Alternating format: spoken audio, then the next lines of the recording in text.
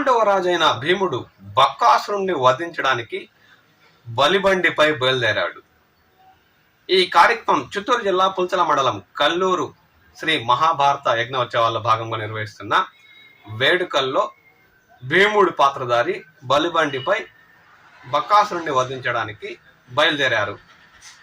పాళ్యం, జూపల్లి, కోటపల్లి, కల్లూరు మీదుగా శ్రీ మహాభారత యజ్ఞోత్సవాల్లో నిర్వహిస్తున్న వేదిక వద్దకు భీముడి పాత్రధారి బలిబండిపై చేరుకున్నారు.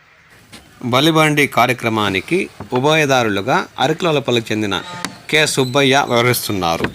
రాత్రి వేళల్లో నిర్వహిస్తున్న నాటకాలకు చుట్టుపక్కల గ్రామాల నుండి ప్రజలు అధిక సంఖ్యలో పాల్గొంటున్నట్లు నిర్వాహకుల కమిటీ సభ్యులు ఆనందం వ్యక్తం చేశారు.